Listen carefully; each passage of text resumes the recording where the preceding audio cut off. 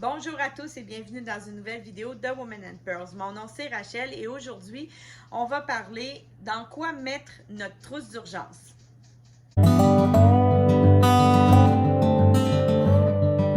Donc, rebonjour, bienvenue sur Women and Pearls. Aujourd'hui, on continue notre série et on est c'est la vidéo de la deuxième semaine du mois de novembre. Donc, on va parler de la trousse d'urgence. Et pour commencer, on va parler dans quoi est-ce qu'on peut mettre notre trousse d'urgence. Donc, je vais vous montrer plusieurs options qui sont possibles de faire. N'oubliez pas que votre trousse d'urgence, dans le fond, c'est un équipement que vous avez au cas où vous devriez évacuer votre maison. Et ce qu'on fait avec ça, dans le fond, c'est de se protéger des évacuations qui pourraient avoir lieu, peu importe la raison pourquoi cette évacuation aurait lieu. Donc, contrairement à la croyance populaire, la trousse d'urgence, c'est pas un sac de randonnée pédestre dans lequel on se perd en forêt. C'est pas vraiment le but. Le but, c'est d'aller se mettre à l'abri ailleurs quand il arrive une catastrophe. J'en ai parlé un peu plus dans la première vidéo de la série sur la trousse d'urgence. Donc, le lien est en bas dans la barre de description. Donc, je vais vous montrer, dans le fond, dans quoi est-ce qu'on peut mettre notre trousse d'urgence. Parce que, dans le fond, tout ce qu'on veut, c'est pouvoir rassembler le matériel dans un seul et même endroit et être capable de le transporter facilement, que ce soit pour aller le mettre dans la voiture ou que ce soit pour le mettre sur notre dos ou pour se déplacer avec. Donc, je vais vous montrer toutes les options possibles et vous parler un petit peu de chacune de ces options, les pour, les contre et dépendamment des situations auxquelles ça pourrait s'appliquer à vous. Donc, je vous montre ça tout de suite. La première chose que tout le monde pense avec une trousse d'urgence, c'est le fameux sac à dos. Donc, il y a plusieurs façons il y a plusieurs sortes de sacs à dos qu'on peut aller chercher. On peut aller chercher le premier sac à dos, c'est le sac à dos de randonnée qui est fait dans le fond, qui est conçu, qui a beaucoup de poches et qui va être plus ergonomique. Donc, qui va avoir qui va permettre d'avoir moins de douleur quand on va le porter.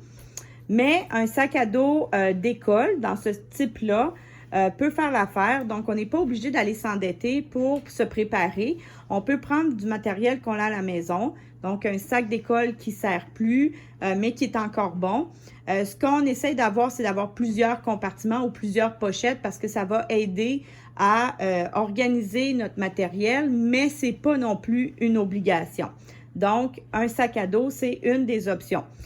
L'avantage du sac à dos, c'est que si, dans l'éventualité où on est à pied, donc si par exemple on n'a pas de voiture ou qu'on se ramasse avec une voiture qui ne fonctionne pas ou qu'on ne peut pas utiliser pour quitter, à ce moment-là, ce modèle de trousse d'urgence va être facile à porter.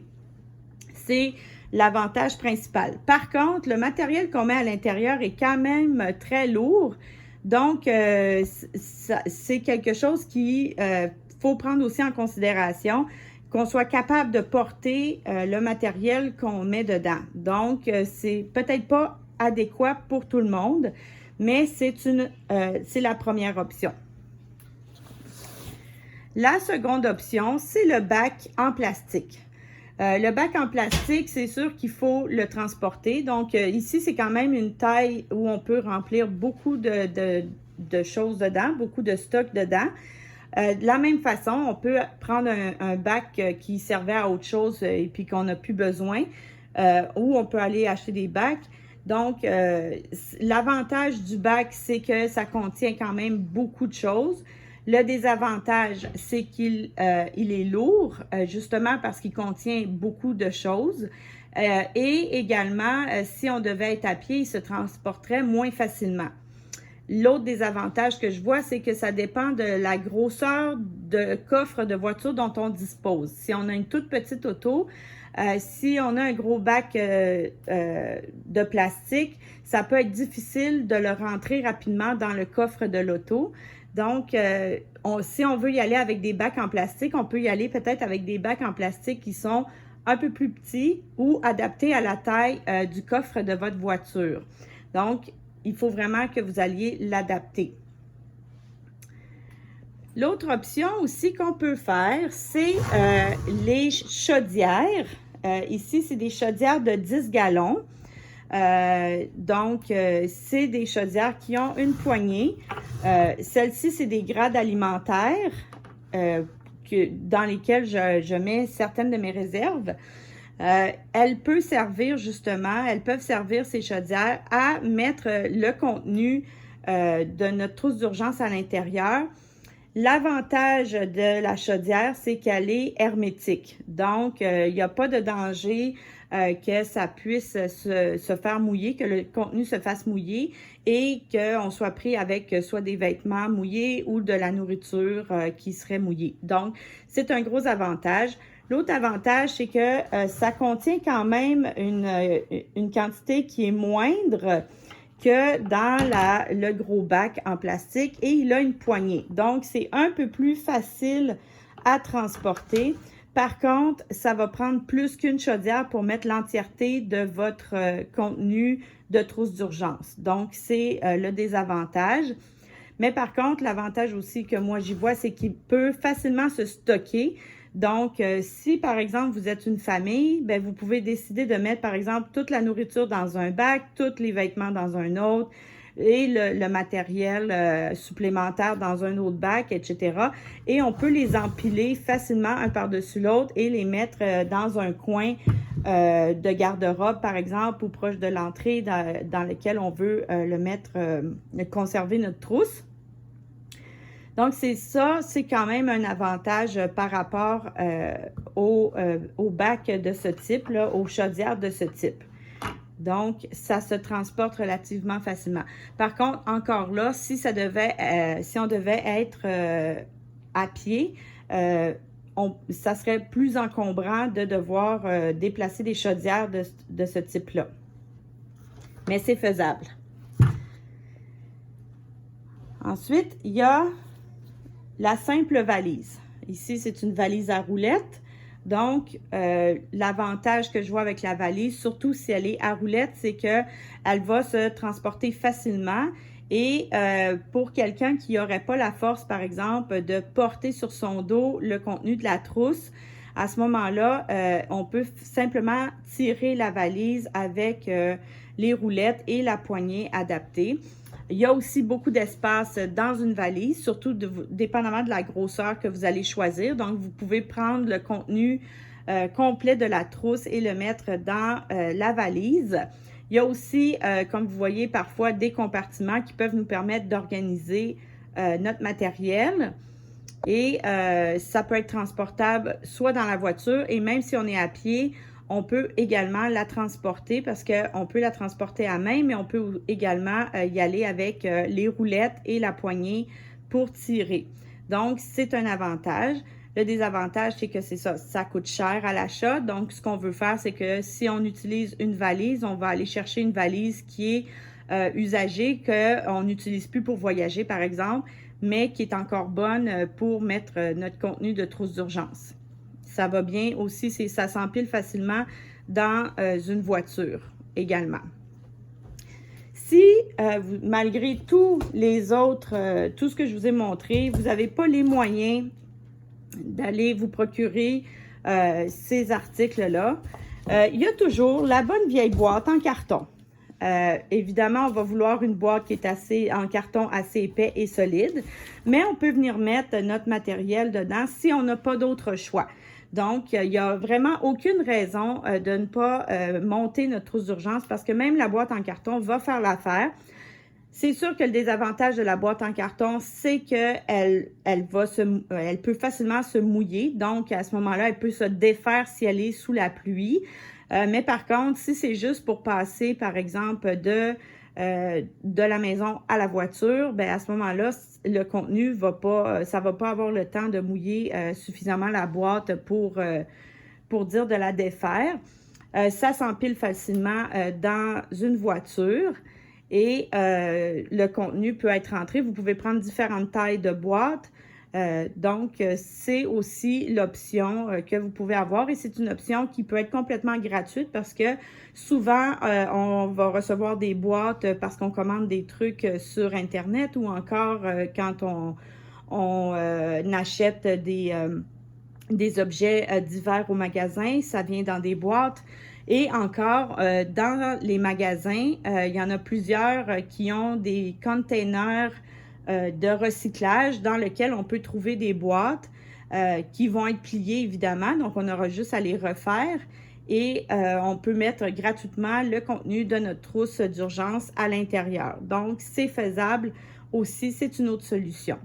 Il y a aussi une autre option qui peut nous aider à transporter notre trousse d'urgence si jamais on n'a pas de voiture et c'est les fameux chariots d'épicerie. Ce sont les chariots que l'on achète de façon personnelle pour transporter notre épicerie du magasin jusque chez nous quand on prend soit les transports en commun ou que l'on marche pour aller faire nos courses. Donc, il y a deux types de chariot. Il y a le chariot qui est en métal avec que ce soit 2 ou 4 roues, dans lequel on va devoir de toute façon aller prendre soit une boîte, soit un sac à dos, soit une chaudière, soit un bac, le mettre à l'intérieur et remplir le contenu de notre trousse à l'intérieur et pouvoir se déplacer. L'autre forme de chariot qui existe, c'est comme un hybride entre une valise, un sac à dos et un chariot de course. Donc, c'est vraiment un chariot qui a des petites roulettes et une poignée qui ressemble dans le fond à un sac que l'on vient fermer avec une corde et on peut mettre des choses à l'intérieur. Donc, c'est vraiment comme un hybride entre ces trois éléments-là. Ça peut faire l'affaire aussi, justement parce que ça peut être, on peut facilement le déplacer, le rouler. Il y a quand même beaucoup de contenu qui peut rentrer à l'intérieur. Et justement, si on n'a pas de voiture, on peut aussi se déplacer facilement avec sans avoir à porter le poids sur nos épaules. Donc, ça peut être bon aussi, peut-être pour si on est un peu plus âgé ou si notre santé est fragile, qu'on n'a pas la forme. Ça peut être aussi ce type de choses-là que l'on peut utiliser, tout comme la valise d'ailleurs.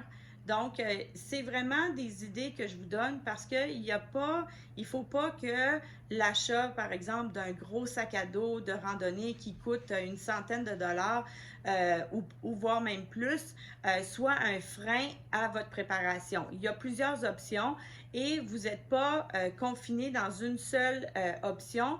Il faut s'ouvrir et regarder ce qu'on a autour de nous. Il y a probablement même d'autres contenants que vous avez peut-être que vous pouvez mettre le contenu de votre trousse d'urgence à l'intérieur. C'est à vous d'être créatif, de regarder vos besoins personnels, de voir votre situation de santé, votre âge, votre location aussi. Où est-ce que vous avez une voiture ou vous n'avez pas d'auto? Si vous deviez évacuer, seriez-vous à pied ou en voiture? Est-ce que vous habitez en appartement au 4e étage avec uniquement des escaliers ou est-ce que vous êtes en maison avec un garage? Donc, il y a plein d'options comme ça qui doivent être prises en compte pour se préparer personnellement. Ce que je vous montre ici, c'est des idées pour vraiment ouvrir votre horizon pour décider de dire, bon, ben ok, je vais utiliser tel contenant parce que je l'ai. D'ailleurs, on peut faire des modifications à notre trousse d'urgence. C'est quelque chose qui est évolutif. Fait que si, par exemple, pour le moment, vous avez juste une boîte en carton, vous pouvez commencer à monter votre trousse d'urgence dans une boîte en carton, la mettre près de votre sortie et au fur et à mesure, peut-être qu'à un moment donné, oups, vous allez avoir un autre contenant qui va apparaître, que ce soit un bac, que là, tout d'un coup, vous avez désencombré la maison, vous avez des bacs de rangement qui vont être libres, vous pouvez aller le mettre dans un bac de rangement. Vous changez vos valises parce que vous partez en voyage, puis là, ben, pour ne pas gaspiller les autres valises qui sont encore bonnes, ben, vous pouvez à ce moment-là utiliser la valise. C'est quelque chose qui est évolutif parce que également, non seulement c'est évolutif avec ce que vous avez sous la main, qui va peut-être s'améliorer avec les années, mais c'est aussi évolutif en fonction de votre situation. Peut-être qu'en ce moment, vous êtes jeune et fringant et que vous êtes très fort et vous êtes capable de porter complètement la charge sur vos épaules et que vous allez y aller avec un sac à dos. Et que d'ici 10 ou 15 ans, ce ne sera plus le cas et que vous avez mal au dos et que vous vieillissez et que là, tout d'un coup, la valise à roulettes devient l'option la plus adéquate pour vous. Donc, c'est vraiment évolutif. C'est selon vos besoins, c'est selon ce que vous avez sous la main, mais il ne faut pas que ça vous arrête de vous préparer. Donc, voilà la vidéo pour aujourd'hui. J'espère que vous allez regarder autour de vous ce que vous avez pour être capable de commencer votre trousse d'urgence et que vous allez penser à quelque chose pour la commencer. Donc, sur ce, je vous laisse cette vidéo. J'espère que vous l'avez aimée. Donc, n'hésitez pas à me mettre un pouce bleu pour m'encourager à continuer ce genre de contenu de vidéo. Essayez aussi de me mettre en commentaire si vous avez d'autres idées à partager avec la communauté de Women and Pearls pour le contenu de la trousse d'urgence, dans quoi est-ce que vous l'avez mis et comment ça fonctionne. Vous pouvez nous partager ça dans les commentaires. Aussi, si c'est la première fois que vous êtes sur la chaîne, je vous souhaite la bienvenue et je vous encourage à aller vous abonner tout de suite pour ne rater aucune des vidéos de la série qu'on fait présentement. Et sur ce, je vous dis à la semaine prochaine et on se revoit dans une prochaine vidéo. Au revoir!